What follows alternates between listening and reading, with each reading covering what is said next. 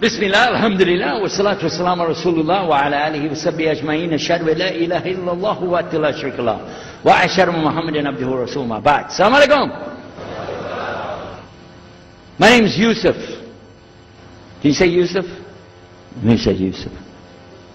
Yeah, very good. I wish you'd teach my wife. She keeps mispronouncing it. She calls me useless.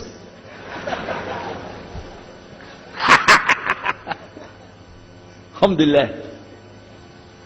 Now, how many of you were in the program today? I was teaching us, trying to teach about how to call the people to Islam called da'wah. I just used an example what I was telling you about. Remember I was telling you when you introduce yourself to somebody, you got to get friendly with them. So I just used an example right there. Because this will disarm the people. This disarm them and make them relax a little bit. Because they're coming to you with things like, how come you Muslims has to kill all the people? What kind of question is that? How come you have to beat your wives? Why does your book tell you that you're the only ones going to go to paradise? So these kind of questions, when they come to you, what are you going to do? So the first thing, as we said in the program, and I hope, by the way, if you didn't join us today, join us tomorrow. But when we're doing it, you look through the schedule. I'm not going to get into that, but just look through the schedule and join us for this whenever we're talking about the da'wah.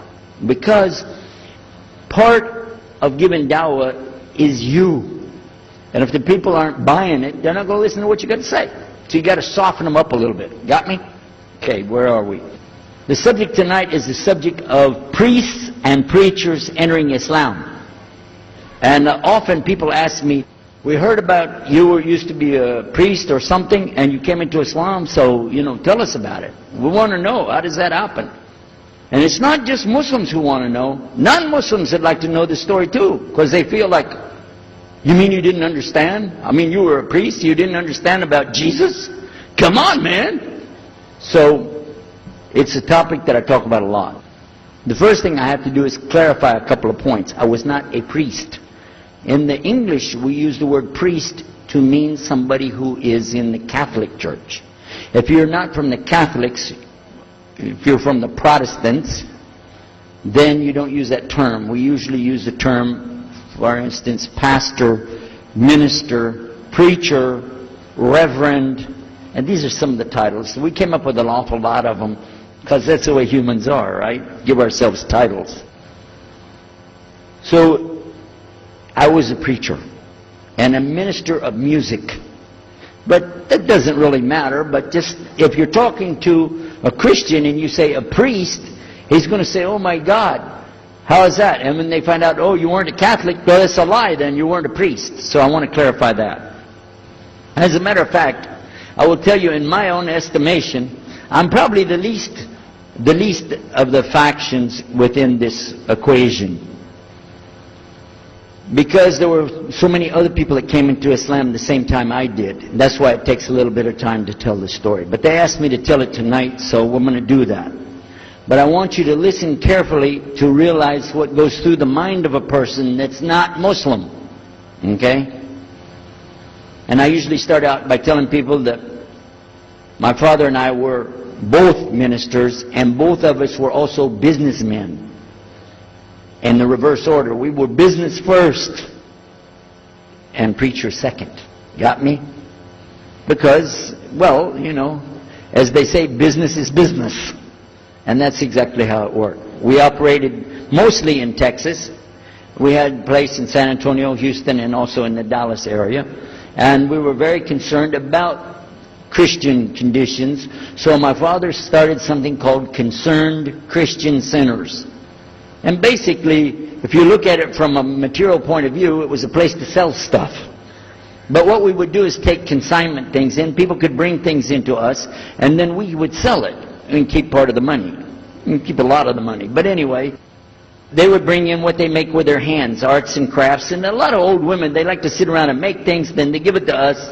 And this helps the church, which is called the church, and then it helps them as well. So it became like business and religion tied together, and that's very common in our country. At one point, my father told me, we're going to start doing business with a man from Egypt. Well, I said, well, this is great. International sounds good. We can put this in our business card. We're international. He said, and this man, he's from Cairo, Egypt. And that's where, if you know, they have the Nile River. They have those big pyramids. They have the Sphinx, Abu Hul. You know, they got everything. And we said, oh, this is good. He said, and he's a Muslim. I'll never forget it. I've told the story many times, but it's just like it happened yesterday. I'm standing in between the kitchen, in the dining room and the living room area. You know, like this when we're talking, and I just stopped like this. I said, what? A Muslim? No way. No way do I want anything to do with that. Dad, come on, you should know better than anybody. Because we were linked in with other preachers. My father supported people like Pat Robertson. Huh? You know him? Huh? Pat Robertson? And Oral Roberts. He's not very popular anymore, but he used to be real strong. And his ministry up in Tulsa, Tulsa, Oklahoma. In addition to that, people like Benny Hinn. I don't know if you heard of Benny Hinn. He's coming over this way, so look out. And there's many of them. John Hagee, and the list goes on. Jerry Falwell, Jimmy Swaggart, some of the names, maybe you heard those before. We know these people. We know all about them. All about them. Okay? So at one point, here I am standing there talking to my father about a Muslim. These are the enemies of God. This is what we've been taught. These same people, I just mentioned their names, in their preaching on the television and so on, this is what they teach. Muslims are no good. Now it just became Muslims are terrorists, but back then, you know, we didn't reach that level yet. We were still just kidnappers, hijackers, you know. They said that Muslims don't believe in God, that they're worshiping a black box in the desert, and they kiss the ground 5 times a day. Now that's what we know, man. So here's this Muslim going to do business with us. I told my dad, no way, I'm not going to do it. And he insisted. He said, I want you to meet this man. He's very nice. And I said, I don't want to meet him. I never am like this, by the way. But on this case, I said, no, that's one thing I'm going to stand firm against.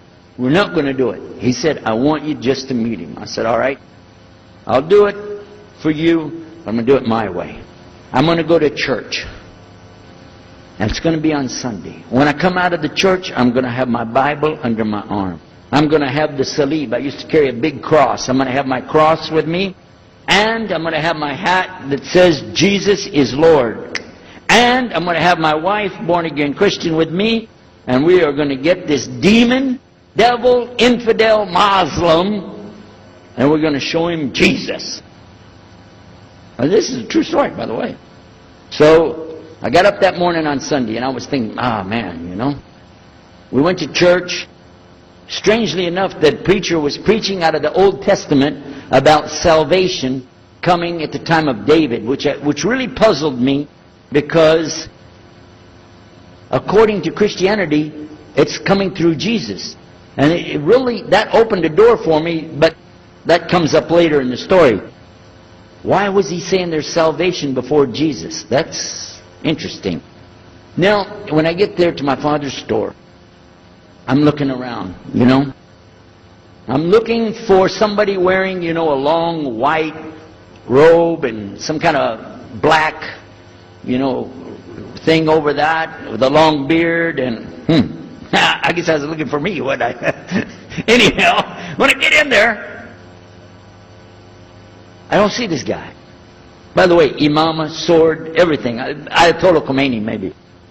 This is what I had pictured. I said, where is he? I'm ready. My father said, he's over here. I said, where? said, here. I was a normal guy. He was normal. He didn't have a beard. He didn't have any hair at all. How do you do? I told him my name. He introduced himself. His name is Muhammad. I said, how do you do? After the niceties of hello, how are you, how's everything, I said, do you believe in God? He said, yes. Oh, yeah? Sure. He said, yeah. Abraham? Yeah. What about David and Suleiman? He said, yeah. So when I meet this man, I'm impressed that he's believing these things, but I thought maybe he's just saying it. So I even asked him, what about Jesus? Because I thought maybe they're first I thought Muslims were like Hindus. That was first. And then when he said he believed in some of the things of the Bible, I said, okay, maybe they're like Jews. So that's when I said, yes, but what about Jesus? Do you believe in Jesus? And he said, yes. I said, okay, wait a minute. This is going to be easy. I can convert this guy. So I agreed that we're going to do business with him.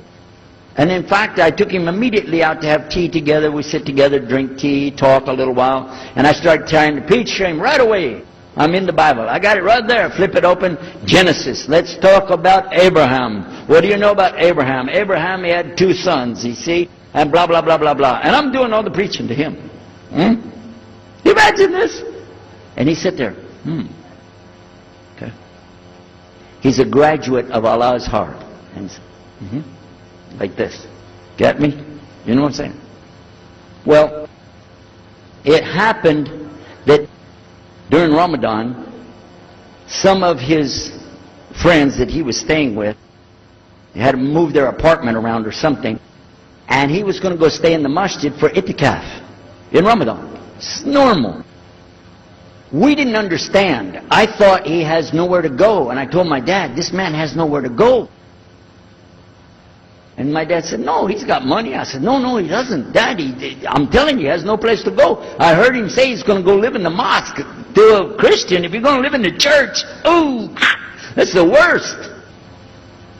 So I said, let me offer that he can stay at our place. And my dad said, no, you don't do that. That's not right. I said, no, I'm going to offer it to him. I went to him and I said, how would you like to come stay at our place? He said, no, I want to go and stay there. I want to stay in the mosque, and it's something good. I said, oh man, look at this poor man. Oh my God. He doesn't know, I mean, he just, oh, poor soul. Please come and stay in our house. And he said, no, I can't. I need to go stay over there. I said, I'm scratching his dignity. So I told him, listen, no. I want you to come and you can pay. You can pay money and stay with us. He said, how much? I said, $15 a week. Which in America is like nothing. $15 is nothing. I said, and then he kind of hesitated. I said, and we'll pay for all the food. Well, you eat $15 worth of food in one day in America. He said, okay, all right. And I told my dad later, I said, see how I did that? Because now he'll stay with us. He knows he's getting a good deal on the food, and I was making it all about money. Well, I didn't know he wanted to come and stay with us. He wanted to learn about how are Americans and how is the dawah going to be. What do we believe? Especially people who are preaching. So he came and stayed in our house. And I said, well, now that's good. I'll travel with him and go with him in places, and he'll see and he'll learn about Christianity. As we were traveling and working together, we put up tables just like this and booths and things and set things out for people to come and look at them and sell things. And I caught him one time. When somebody wanted to take something from the front, he took it from the back and gave it to him. And I looked at him. And the next time somebody started to take something, he took from the back and gave it to him. I said, hey, Muhammad, we take the stuff from the front because that's the old stuff. The new stuff in the back, just hold it back. You know what I'm saying? This is dated material. Get rid of the junk first. He said, no, I can't. In my religion, we can't sell something unless we give the people the best. I said, got me on that one. And I'm supposed to be telling him about a better deal. I said, okay, yeah, whatever. You're never going to make any money, though. But that's all right. Over a period of time, I came to learn a lot of things. Also about being humble. A lot. Because this man was obviously well educated, very articulate, could really talk about a lot of subjects. And in fact, I tried to debate with him about many things. But he was so wise and well educated that he could see what I was doing and he would take it easy and let me win every debate. I could win any debate with him if he wanted me to. But if he wanted me to lose, I was going to lose. This was how well he could handle it. Now what happened, one of the preachers that I knew, another preacher, who used to carry a big cross and walk down the street so people would stop and talk to him about religion, he had a heart attack and he went to the hospital. So I went to the hospital to visit him, and when I was visiting him, I met another man in the hospital who was in a wheelchair. This gentleman had a problem. He didn't want to talk to anybody. And I told him, let me witness to you. Let me share the message of Jesus with you. So I took out my Bible, and again, I started telling him about a prophet, Prophet Yunus, alayhi salam. And I'm telling them, look at Jonah. He's in the belly of the whale. He's in the sea. He's down there like this, and who knows how long. And suffering like this, you don't have as big a problem as that. And God saved him, so He could save you too. He said, didn't want to talk to me. I asked him, what's your name? He didn't want to tell me. Where are you from? He said, I'm from Venus. I said, what's that? Well, there is a Venus, Texas, by the way. But he said, he's from another planet. So I kept, each time I would go, I would talk to him, witness to him. Finally, one day, he started crying. I was pushing his wheelchair around. I took him down, I rolled him around different places. He started crying one day. He said, I'm going to confess something to you. I need to confess something to you. Now, to a Catholic, confession means you're going to tell the priest all your sins. And then he's going to forgive you. Well, I wasn't Catholic. And I told him, listen, I'm not Catholic and I'm not a priest. I'm a preacher. He said, I know. Better than you do. I am a priest. I said, oh my God. This man is a priest? And he knows the Bible better than I do. He said, I just have had a hard time. I've been here and having heart attacks, and I've been having problems and everything, and trying to figure out a lot of things. He said, I'm sorry I took it out on you. I really am. I apologize. And he started crying. And when he started crying, I felt sorry, I hugged him. I said, it's okay. One day I went to the hospital, and my friend was gone. So I started visiting with the priest. And that happened one time. I went to visit him at the hospital, and he was gone. And I asked him, where did he go? They said he went home. I said, home? He's a missionary priest from South America. How did he go home? She said, I don't know, he's not here. I'm sure his family. I said, he has no family. I know him personally. He has no family. Where did he go? She said, I don't know. We're not responsible for them. I said, well, let me see where he went. You got it in your file? She said, I can't do that. Those are locked up. Nobody can look in the file. And I got in the lady's face and I said, listen to me. This man could die in the street right now, and it's going to be your fault. And you're going to get sued because I'm going to sue you for him. She said, okay, his folder's over there, but I'm not going to watch. I went over and I looked for it, got the address where he went. Sure enough, he was in a place where they put people that have no place to go, a shelter. So I went to the shelter and I found him. He was still on crutches. He saw me, he started crying again. He said, please get me out of here, get me out of here. I said, okay, come live at my house. Now, I told you the story so you can see something. Now look, I have 2 visitors in my house. One is a Catholic priest. The other is a Muslim. And I'm thinking I can get the Catholic priest and convert him to be a Protestant. At the same time, I'm going to catch the Muslim and bring him over to Christianity. High aspirations. But it didn't work. Some strange things began to happen. We would sit around the table at night to discuss what is the Bible and what's the salvation. My father has a Bible. It's called King James Version of the Bible. Most of you probably heard about it, especially any students of Ahmadiyyat or Zakir Naik. You've heard about King James Version of the Bible. But I work out of a different one that I've had since 1953. It's called the Revised Standard Version. And it says in it, King James Version has grave mistakes, grave errors, defects in it. It's what it says. So I began to preach out of mine, which doesn't match. And my father said, no, it's this way. I said, no, it's this way. Now my wife comes up with her Bible from Jimmy Swaggart. It's called The Good News for Modern Man. Right? Totally different. It's written in modern vernacular. You can just, say anything you want to with it. You don't even recognize the Bible anymore. The Catholic priest, he's got another Bible.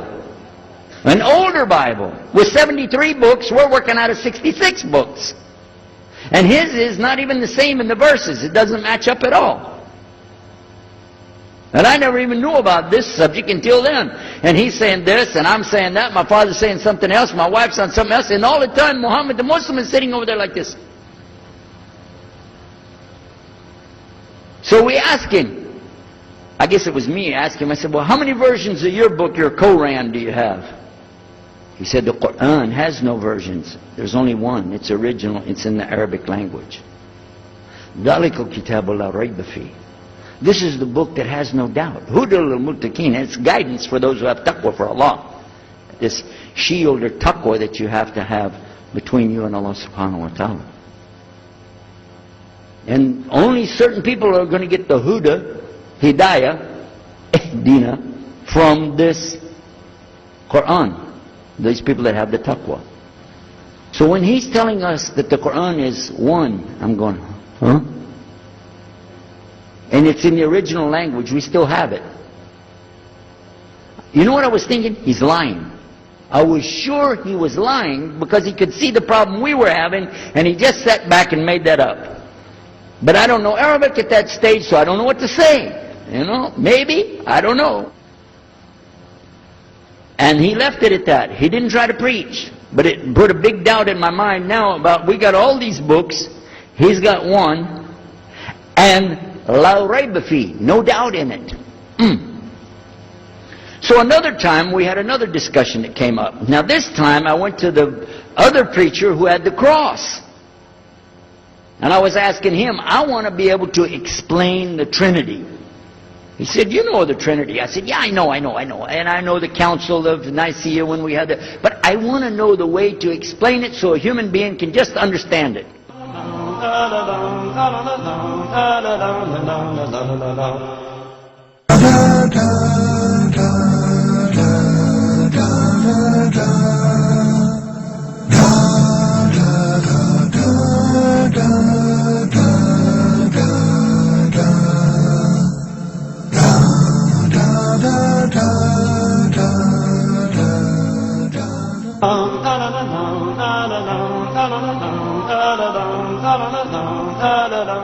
Said, okay, it's like an apple. Just take an apple.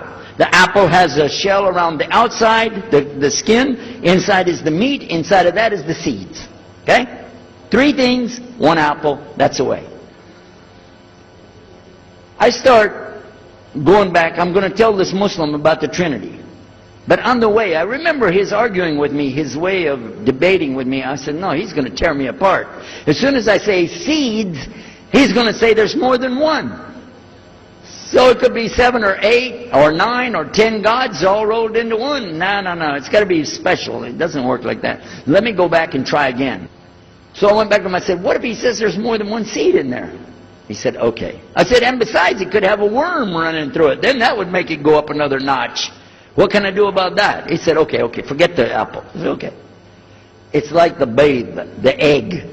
Use the egg. The egg has a shell. Inside of the egg is the white. Inside of the white is the yellow. 3, 1 egg. That's it. That's good to go. Now I start going home again, and it hit me. Wait a minute. The egg could have a double yolk. God becomes 4, just like that. Plus, it could be rotten. I'm not going to ask him again. So at the market one day, I saw a man, and I was talking to him because I was listening to some things that Muhammad had told us about the belief in Islam, Allah is one. And so I was telling this guy, I got some doubts about the Trinity. He said, you a preacher, you have doubts? I said, yeah, it doesn't make any sense. It doesn't make any sense. How could 3 be 1? He said, okay, look. You see me? I'm one man. I said, yeah. He said, my wife? Yeah. It's one person. Yeah. He said, my son? Yeah. 3. 1. One family. It's the family of God. Use that. I said, there you go. The family of God. You don't get very far on that one, and you realize right away they could have another kid just like that. But worse, they could get a divorce. You want a God that can get a divorce? Huh? In Texas, if you get a divorce, your wife gets the cars, house, your retirement check, your 501, your Keogh plan. She's going to get your computer and even your email. You got nothing left. And I don't want a God that can have a worm in it. I don't want a God that can be rotten, and I don't want a God that can get a divorce. I want to explain this Trinity the right way. Sure enough, the subject came up, Trinity. There we are. Now here's the priest trying to talk about the Trinity is like an apple. I'm going, go there. And then the egg, don't worry about it. The family of God, forget about it. I know what's going to happen. So we ask Muhammad, we say, okay, what do you say about God? What do you think he said?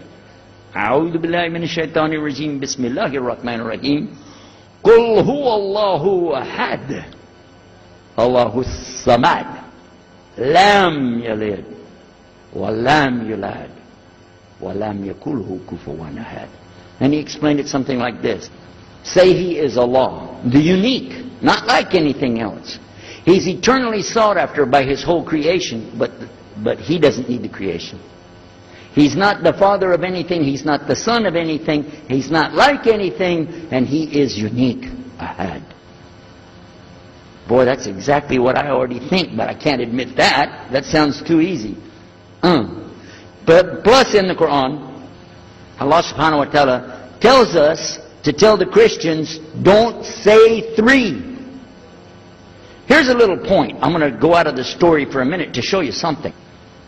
Nowhere in the Old Testament, the Torah, or the Zabur, the Psalms, or the Injil, which is the New Testament, nowhere in the Bible do you find the word Trinity. Not once. Not once is the word Trinity. But it's in the Quran. We have it in the Quran. It says, Thalath, tell them not to say Trinity. Oh! But they don't have it, and Allah said, don't say it. Guess what else? The word Bible is not in the Bible. Bible is from Greek. It means biblios or book. Book. But it's in the Quran many times. Is it? Kitab. Book. Ahl Kitab. People of the book. So we found in the Bible a shortage.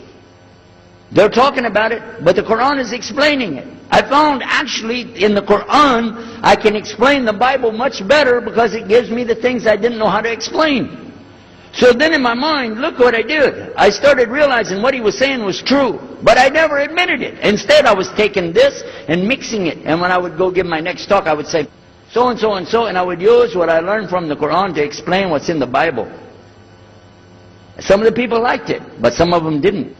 Because when I began to talk about salvation being based on what? And the Bible tells you in there, there's no Savior except God. It says it real clear. Jesus is not your Savior, God is. When I found that, I said, okay, let me try another way to explain that.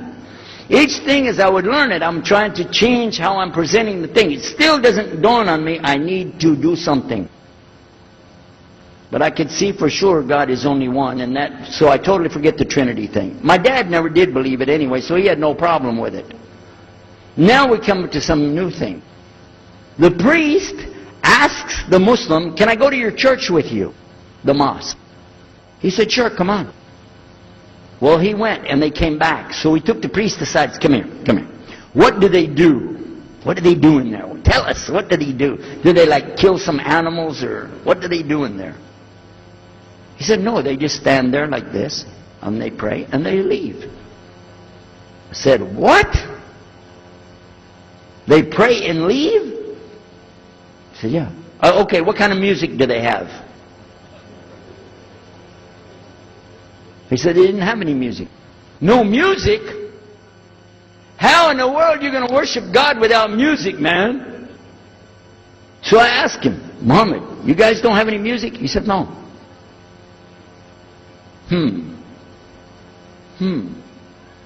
Now, I'm in the piano and organ business.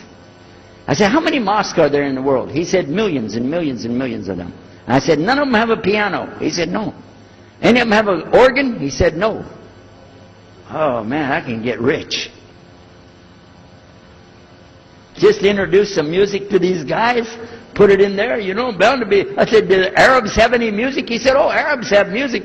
I said, boy, I got it figured out, boy. I can see my next $1 million coming right straight up at me, So then the priest asked again another time, he wanted to go back to the masjid again. He went, this is middle of July, 1991. He went to the masjid with him again. And by the way, this masjid, Sheikh Mohammed Jabali knows it very well, is on Medina Drive in Arlington, Texas. And that's where they were going to, because we were living in Midlothian, just south of Oak Cliff and south of Dallas. So they didn't come back. All night we're waiting. What happened? Very late they came back. And when he came in, I looked. There's Muhammad. I recognize him. Who's the guy with him, though? He's wearing a white jalabiyah, white dress like this. Has a white pillbox cap on his head. And I looked at him and I said, Pete. His name was Father Peter Jacobs, but we're not, Catholic, so I don't have to call him Father. I said, Pete, did you become a Muslim? He said, Ashhadu an la ilaha illallah, Ashhadu Muhammad Rasulullah. I said, oh my God. Now I used to have cameras like these cameras right here, because we had a television show called Estes Music Jamboree. So I got one of our cameras out, opened it up, set it all up on the tripod, and I was going to interview him and ask him, well, you went to Islam, what happened? While I was talking to him, though, he fell asleep. So it was still in my mind, and I was thinking, what am I going to do? This is too amazing. Now here I'm preaching to the people, and I'm trying to change what I'm saying, and here's a priest, just became a Muslim. My father's saying it's a good deal, it sounds all right to him, and I don't know what to do. So I decided, I'll talk, make mashura. I talked to my wife. We have an apartment upstairs. We were in our apartment up there, and I'm telling her, a priest became a Muslim today. What is that? And can you imagine what they were saying about the Quran and saying about this and so and so? All of a sudden she said, I want to get a divorce. Oh, whoa. It's not the subject, but what happened? She said, no, all this talking about religion and talking about Islam, and so I can see. I said, oh, no. No problem here. No problem. I said, you thought I was just observing somebody else. No, I'm not interested. Trust me. I don't want to be with those Muslims. The last thing I want to do is be with a Muslim. No way. Just put your mind at ease. She said, I need a divorce. I said, where are we going with this again? What's the problem with that? What happened? She said, a Muslim can't be married to a Christian. I said, what? No, wait a minute, hold on. I don't, look at me. I'm telling you, I swear, I don't want to be a Muslim. Okay? And even if I did, don't you remember what he said? A Muslim man could be married to a Christian woman, it's not a problem. But I'm not saying I want to, I'm just saying it's not a problem. She said, that is the problem. A Muslim woman can't be married to a Christian man. I want to be a Muslim, so I need a divorce. I'll never forget, I was sitting right on the edge of the bed, just sitting there, and I almost fell over. I said, at last, I can tell the truth. I can say it. I didn't realize that she liked the idea. I was afraid. I said, okay, the good news is, I too want to be a Muslim.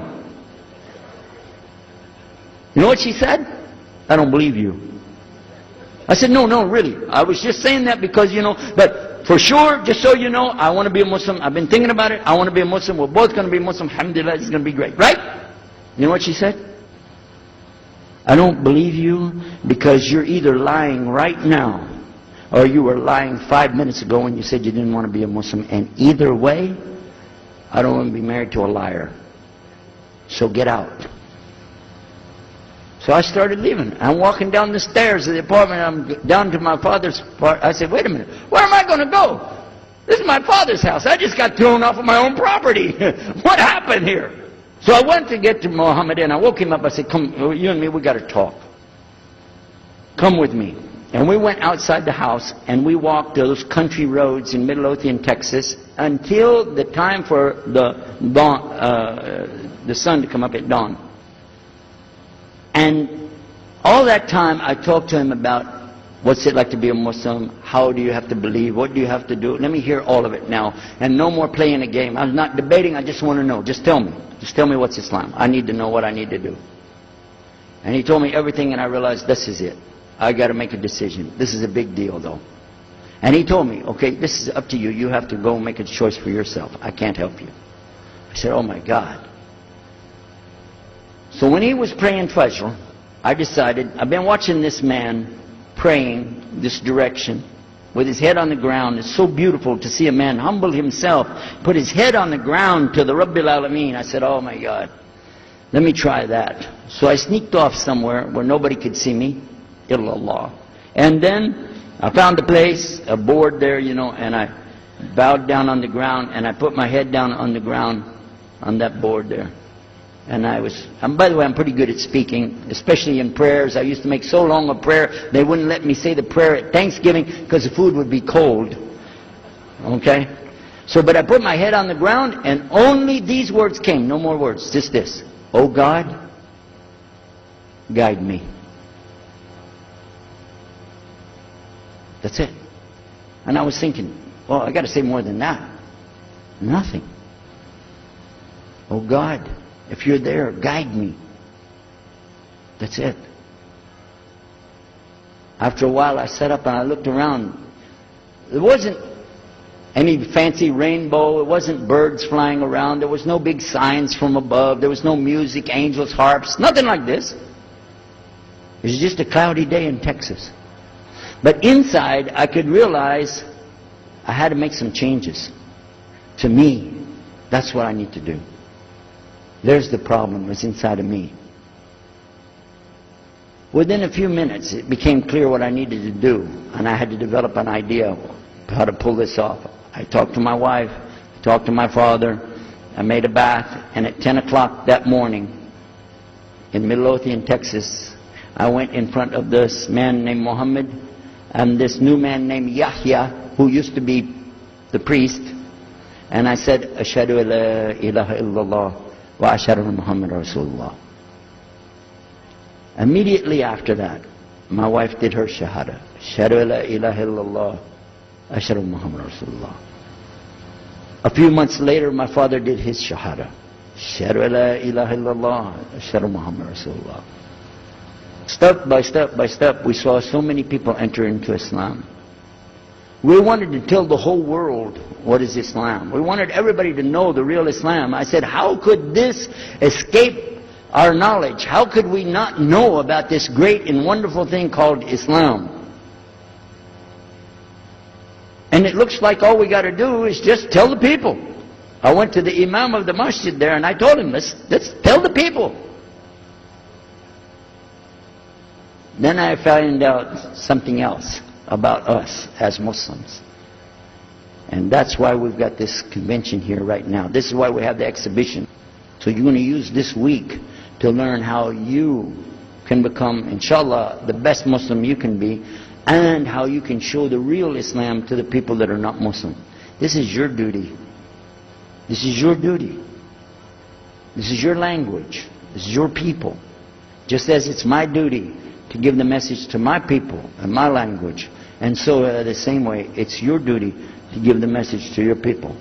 Allah will not ask you if they made shahada, but He will ask you if you delivered the message.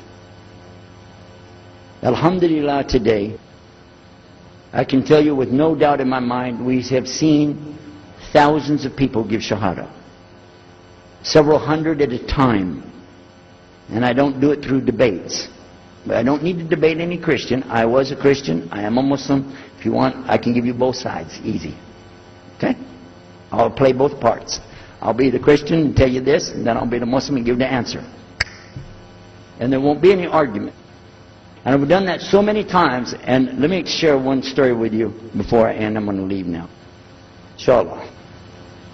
I was telling the brothers today that I was asked to give a talk in a church in Hagerstown, Maryland, just outside of Virginia. This was in 1999. And I went there and I gave a talk in the church on Sunday. Because I know how to address the people. How many years was I a Christian? 50 years? I know what they want to hear. Get them ready, and they said, oh, wow, this is normal preaching. But then when I came to the part, La ilaha illallah, I stayed on La ilaha illallah until they said, yes, that makes sense, it makes sense. There was one old lady that she was saying yes. Afterwards she said, yes, but I just don't want to do it the way you're telling me. Okay? But guess what else happened? 2 people did shahada right there. Hello? In the church. In front of their preacher. They said, yes, we agree. We like this. We want to know more. And we say there's only one God to worship. Shahadu la ilaha illallah. In front of the preacher. And one of them was his daughter. I took them to the masjid and they did shahada in the masjid that afternoon, a Sunday afternoon. And later the boy, he married the girl. They're Muslims living there now. Now, let me ask you a question. If I would debate and argue with this preacher and made him look stupid, would he ever bring me back again? No. I'm going to ask you a question. If you were at a place and you saw somebody change their religion to another religion in the temple of that religion, and the father was the priest there, what would you think? Is that man ever going to call me again? Do you think he'd call me again? 3 months later, he called me again. Come back again. We really enjoyed it so much. I said, how's your daughter doing? I want to remind him, see what he's going to say. He said, well, she's doing fine. She likes Islam. It's very nice and lovely. She treats us so good. You know, we're amazed at her personality. We love you guys. Could you please come back again? And I did, alhamdulillah. So I'm just showing you that it's not guidance from me, not guidance from you. It's guidance from Allah. Allah guides whom He wills. Whom He wills. So we ask Allah to guide me, all of us, and all the people. And whoever He guides, they'll be fine. But whoever Allah doesn't guide, they got a problem. Serious problem. Our job here is to do one thing. Communicate the true message. If the people don't want it, that's your choice. That's their choice. You don't have to take it. But it's our responsibility in putting this on, all the scholars that are here, it's their responsibility to tell us what's the truth in Islam and let us see for ourselves. And that's what we're going to try to do through this week. So I need you guys to listen to me. You have to participate. Your side of it. Your side of it is to show up every day. And your side of it is to bring other people. Jazakumullah khair. Wassalamu alaikum wa rahmatullahi wa barakatuh.